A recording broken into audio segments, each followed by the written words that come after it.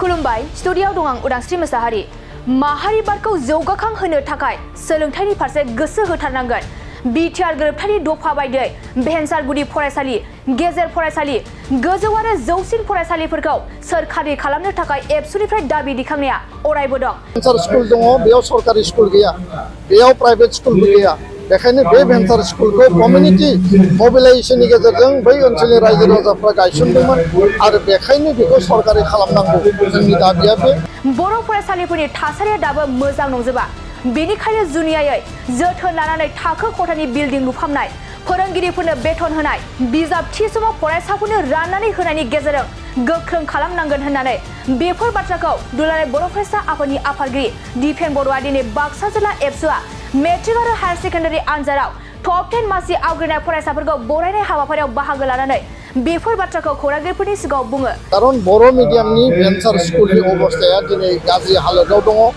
आरो special care building इनफ्रास्ट्राक्चार फोरोंगिरिनो बेथन होनाय पस्टखौ सरकारि खालामनाय आरो लेखा बेसेन नाङाबासिनो होनायनि गेजेरजोंसो बेखौ मजबुत खालामनांगौ खौरांगिरिफोरनि सिगाङाव बिथां दिपेन बर'आ बुंहरनाय बायदिब्ला कर्ट अफ कन्डाक्टआ जोबनायनि उनाव आसाम सरकार आरो आसामनि सोलोंथाइ बिफानजों फिन सावरायनानै गोरोबथानि दफा 6.3 जाहाथे गोख्रों मावफुंजायो बेनि थाखाय एबसुआ खामानि मावगोन होननानै बुंथियो सुक्तिनि जि 6.3 स्कुल आरो कलेज प्रभिन्सियेलाइजेसन दंमोन मोनसे कलेजखौ प्रभिन्सियेलाइज खालामनाय जाबाय नाथाय जोंनि उद्देश्यआ जाबाय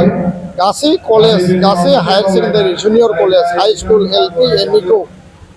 निड बेस्ड बेसिसाव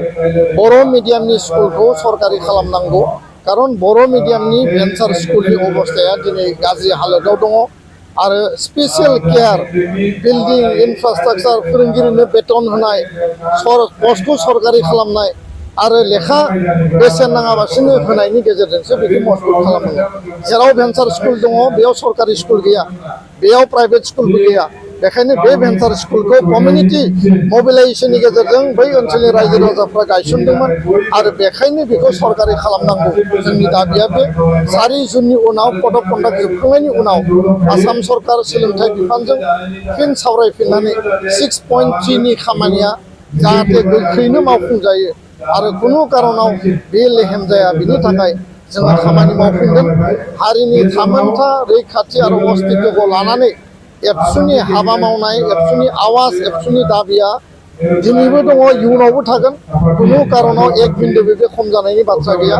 सम आरो थासारिया जिखि जाया मानो बेखायनो एकर्डनि दफाया जि लेभेलाव मावफुंजानांगौ बे इमप्लिमेन्टेसनखौ लानानै भारत सरकार आसाम सरकारा जि कमिटमेन्ट होदों बे कमिटमेन्टनि आधाराव बिथांमोना खामानि मावनो बाध्य आरो कमिटमेन्टखौ गारनानै जाहाथे रावबो खारा बिनि थाखाय दुलाराय बर' फरायसा आफादा जोङो बयबो खौसेयैनो हारि नाङैनो जोङो नाजागोन आरो दाबिखौ जों लाखिलांबाय थागोन दुलाराय बर' फरायसा आफादा गलाघाट जथुम्मायाव जोङो गुन गोनां सोलोंथाइ जावरिखांनाय क्वालिटि एडुकेसन मुभमेन्टनि मोनसे सिद्धान्त लादों जे मोनसे मिशनमोन बेखौ जों मुभमेन्टआव लांनो नागिरदों आरो बिनि गेजेरजों गुदि फरायसालि गेजेर फरायसालि आरो जेसेबां बर' फरायसा फरायसुलिफोर दङ बर' बिजोंनि आरो बर' फरायसा फरायसुलि गुबुन बिजोङाव फरायनाय बयनिबो जिउआव जाहाथे सोलोंथाइया इनकमप्लिट जाया ड्रप आउट जाया बयबो मोजां सोलोंथाइ जाहाथे मोननो हायो आरो बिथांमोना बर' हारि दैदेननायनि इयुन जेनेरेसन बर' हारिनि भबिष्यत आरो बिथांमोननि जिउखौ दानांगौ जोथोन लानांगौ आरो बिथांमोननि केरियारखौ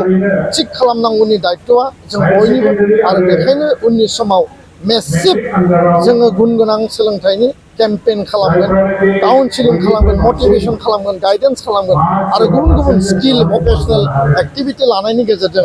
जोंनि इयुथफोरनि गेजेराव मोनसे जावरिखांनाय लाबोनायनि थाखाय जों हाबा मावनो जों थांखि लादों गोजोन्थों गोजोनथाव खौरां नोंथांमोननि थाखाय मोनसे गोजोनथाव खौरां लानानै फैदों उदालगुरि जिल्लानि सिङाव थानाय डिमाकुसि नोगोराव नोंथांमोननि थाखाय अर्डाब दा बड' किटचेन मुंनि गंसे गोदान हटेला गोजोनथाव खौरां लानानै फैदों। नोंथांमोना बे अर्डाब दा बड' किटचेन हटेलाव साहा, कफि, आइसक्रिम, फास्ट फुड, आखाइजों बानायनाय ग्रीन टि, न'आव बानायनाय आसार, गाइखेरनि एन्थाब आरो ओंखामजों जेरै अमा, दाउ, बोरमा, साम', खुसिया, अमा गोरान, नाफाम बायदिसिना बर'नि ओंख्रिखौ बे अर्डाब दा बड' किटचेन हटेलाव जानो हागोन। अर्डाब दा बड' किटचेन हटेला डिमाकुसि सेन्ट्रेल बेंकनि खोलाहा बरुवा रेडिअ मबाइल गलाजों नांजाबनाय।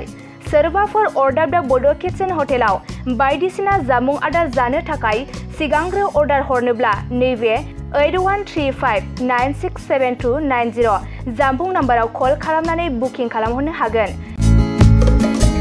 गोजोनथाव खौरां, अर्डाब दा बड' किटचेन हटेलाव गोबां न'आव बानायनाय मोजां जाग्रा आदारखौ मोननो हागोन।